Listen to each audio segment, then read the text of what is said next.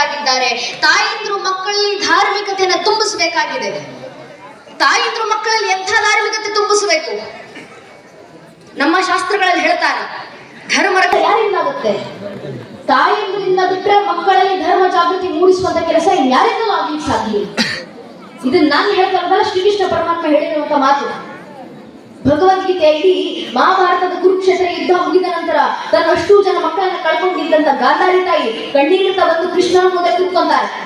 ಅದೇ ಸಮಯಕ್ಕೆ ಯುದ್ಧ ಗೆದ್ದು ಬಂದ ಪಾಂಡವರ ತಾಯಿ ಕುಂತಿ ಬಂದು ಗಾಂಧಾರಿ ತಾಯಿ ಎದುರುಗಡೆ ಕೂತ್ಕೊಂತಾರೆ. ಮಧ್ಯದಲ್ಲಿ ಶ್ರೀಕೃಷ್ಣ ಪರಮಾತ್ಮ ನಿಂತಿದ್ದಾರೆ. ತಾಯಿ ಗಾಂಧಾರಿ ಮಕ್ಕಳನ್ನ ಕಳ್ಕೊಂಡಂತ ದುಃಖದಲ್ಲಿ ಯುದ್ಧ ಸೋತ ಕೃಷ್ಣ ಉತ್ತರ ಕೊಟ್ಟರು, ನಾನೇ ನಮ್ಮ ಅನ್ಯಾಯ ಮಾಡಿದೆ ನಿನಗೆ. ಗಾಂಧಾರಿ ತಾಯಿ ಹೇಳ್ತಾರೆ, ಇಲ್ಲಪ್ಪ, ಜಗತ್ತಿನ ಮೋಸಗಾರ ಅಂತ ಕರಿಬಹುದು, ಜಗತ್ತಿನ ಮಾಯಗಾರ ಅಂತ ಕರಿಬಹುದು, ಜಗತ್ತಿನ ಸುಳ್ಳುಗಾರ ಅಂತ ಕರಿಬಹುದು, ಆದ್ರೆ ನನಗೆ ಮಾತ್ರ ಸ್ಪಷ್ಟವಾಗಿ ಗೊತ್ತು ನೀನೇ ಭಗವಂತ. ಈಗ ನನಗೆ ಇಂತ ಅನ್ಯಾಯ ಮಾಡಿದೆ. ನಾನೇ ನಿನ್ ಕಲ್ಲು ಮಾಡ್ತಾ ಪೂಜೆ ಮಾಡಿದ್ನ, ಕುಂತಿ ಮಾತ್ರ ಹೂ ಹಣ್ಣುಗಳಲ್ಲಿ ಪೂಜೆ ಮಾಡಿದ್ದ, ಇಲ್ಲ ತಾನೆ? ನಾನು ನಿನಗೆ ಹೂ ಹಣ್ಣುಗಳಲ್ಲೇ ಆರಾಧಿಸಿದ್ನಪ್ಪ, ಅದರಲ್ಲೂ ನಾನು ಮಹಾರಾಣಿಯಾಗಿದ್ದೆ, ಇನ್ನು ವೈಭೋಗದಿಂದ ನಿನ್ನನ್ನು ಆರಾಧಿಸಿದೆ. ಇಷ್ಟೆಲ್ಲ ಮಾಡಿದ ನಂತರವೂ ಯಾಕಿಂತ ಅನ್ಯಾಯ? ನನಗೆ ಮಾತ್ರ ಇಷ್ಟು ಕೆಟ್ಟ ಮಕ್ಕಳನ್ನ ಏನು ಕೊಟ್ಟೆ, ಕುಂತಿಗೆ ಮಾತ್ರ ಅಷ್ಟು ಒಳ್ಳೆ ಮಕ್ಕಳನ್ನ ಏನು ಕೊಟ್ಟೆ, ಏನಕ್ಕಿಂತ ಅನ್ಯಾಯ ಮಾಡಿದ ಉತ್ತರ ಕೊಡು ಅಂತ ಗಾಂಧಾರಿ ತಾಯಿ ಕಣ್ಣೀರಿಡ್ತಾ ಕೃಷ್ಣನ ಹತ್ರ ಪ್ರಶ್ನೆ ಮಾಡಿದಾಗ ಶ್ರೀಕೃಷ್ಣ ಪರಮಾತ್ಮ ನಸುನಕ್ಕೂ ಗಾಂಧಾರಿ ತಾಯಿ ಉತ್ತರ ಕೊಡ್ತಾರೆ, ಅಮ್ಮ ಗಾಂಧಾರಿ, ನೀನೇ ಯೋಚನೆ ಮಾಡು, ನಿನ್ನ ಮಕ್ಕಳಲ್ಲೂ ಕುಂತಿಯ ಮಕ್ಕಳಲ್ಲೂ ಏನ್ ಮಹಾ ವ್ಯತ್ಯಾಸ ಇತ್ತು? ಬಹಳ ವ್ಯತ್ಯಾಸ ಇರಲಿಲ್ಲ.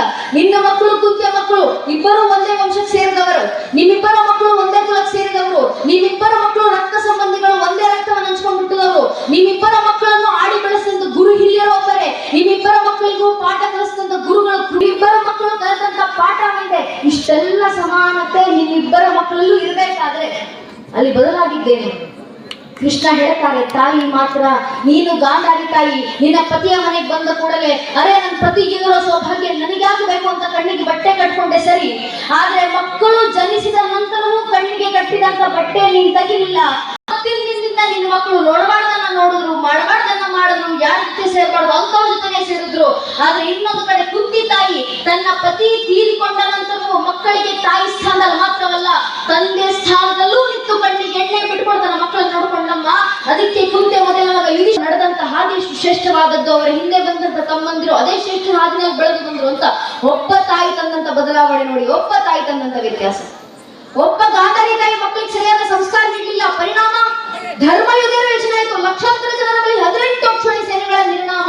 ಇನ್ನೊಂದು ಕಡೆ ಒಬ್ಬ ಕುಂತಿ ತಾಯಿ ನಿಂತು ಮಕ್ಕಳಿಗೆ ಸರಿಯಾದ ಸಂಸ್ಕಾರ ಕೊಟ್ಟ ಪರಿಣಾಮ ಅದೇ ಜಾಗದಲ್ಲಿ ಕೃಷ್ಣನ ದಯೆಯಿಂದ ಪಾಂಡು ಮಕ್ಕಳ ಕೈಯಿಂದ ಮತ್ತೊಮ್ಮೆ ಧರ್ಮ ಸ್ಥಾಪನೆ ಆಯಿತು.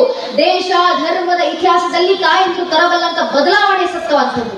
ಇಲ್ಲಿರುವಂತ ಒಬ್ಬೊಬ್ಬ ತಾಯಂದ್ರು ಅಂತ ಬದಲಾವಣೆ ತರುವಂತ ಸಾಮರ್ಥ್ಯ ಇದೆ. ಒಬ್ಬ ತಾಯಿ ಜಗತ್ತಿನ ಇತಿಹಾಸದಲ್ಲಿ ಧರ್ಮದ ಇತಿಹಾಸದಲ್ಲಿ ಎಂತ ಬದಲಾವಣೆ ತರಬಹುದು ಅನ್ನೋದಕ್ಕೆ ಬಹಳ ಹಿಂದೆ ಬೇಡ, ಇದೇ ಒಂದಿಷ್ಟು 100 ವರ್ಷಗಳ ಹಿಂದೆ ಒಬ್ಬ ತಾಯಿ ಜೀಜಾಬಾಯಿ ಏನಾದ್ರು ಅರೆ ದೇಶ ಧರ್ಮ ಕಟ್ಕೊಂಡು ನನಗೇನಾಗಬೇಕು, ನನ್ನ ಮನೆಯಲ್ಲಿ ನನ್ನ ಮಗ ಸುಖವಾಗಿ ಬದುಕಿದ್ರೆ ಸಾಕು ಅಂತ ಒಬ್ಬ ತಾಯಿ ಜೀಜಾಬಾಯಿ ಸ್ವಾರ್ಥದ ಬಗ್ಗೆ ಯೋಚನೆ ಮಾಡಿದ್ದಿದ್ರೆ ಇವತ್ತು ನಮ್ಮ ಪರಿಸ್ಥಿತಿ ಏನಾಗಿರ್ಬೇಕಿತ್ತು? ನಮ್ಮ ಹಿಂದೂ ಸಮಾಜ ಒಬ್ಬ ತಾಯಿ ಜೀಜಾಬಾಯಿ ಮಗನಿಗೆ ಸರಿಯಾದ ಧಾರ್ಮಿಕತೆಯ ಸಂಸ್ಕಾರ ಕೊಟ್ಟಿರ್ಲಿಲ್ಲ ಅಂದಿದ್ರೆ ಇವತ್ತು ಉತ್ತರದಲ್ಲಿ ಅದಿಲ್ಶಾಹಿ, ದಕ್ಷಿಣದಲ್ಲಿ ಮೊಘಲ್ ಶಾಹಿ, ಆಚೆ ಈಚೆ ಇಮಾಮ್ ಶಾಹಿ, ಬರದ್ ಶಾಹಿ, ಕುತುಬ್ ಶಾಹಿ, ಅಯೋಧ್ಯೆಯಲ್ಲಿ ನವಾಬ, ಬಂಗಾಳದಲ್ಲಿ ನವಾಬ, ಗೋವಾದಲ್ಲಿ ಪೋರ್ಚುಗೀಸರು, ತಮಿಳುನಾಡಲ್ಲಿ ಡಚ್ಚರು, ಪಕ್ಕದಲ್ಲಿ ಫ್ರೆಂಚರು ಇತ್ತು.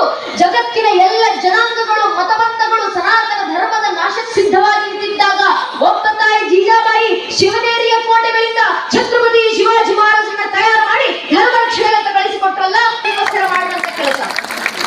ಒಬ್ಬ ತಾಯಿ ಧರ್ಮದ ಇತಿಹಾಸ ತಂದ ಬದಲಾವಣೆ. ಆ ಒಬ್ಬ ತಾಯಿ ಜೀಜಾಬಾಯಿ ಮಗನಿಗೆ ಧಾರ್ಮಿಕತೆ ತುಂಬಿಸಿರ್ಲಿಲ್ಲ ಅಂದ್ರೆ ನಮ್ಮ ಪರಿಸ್ಥಿತಿ ಏನಾಗ್ತಿತ್ತು? ಕವಿಗಳು ಹೇಳ್ತಾರಲ್ಲ, ಕಾಶಿ ಕಿ ಕಳಾ ಜಾತಿ ಮಧುರಾ ಮಸ್ಜಿದ್ ಹೋತಿ ಯದಿ ಶಿವಾಜಿನ ಹೋತಾ ತೋ ಶುದ್ಧತ ಹೋತಿ ಸಬ್ಕಿ ಅಂತ ಒಬ್ಬ ಕವಿಗಳು ಹೇಳಿದ್ರಲ್ಲ.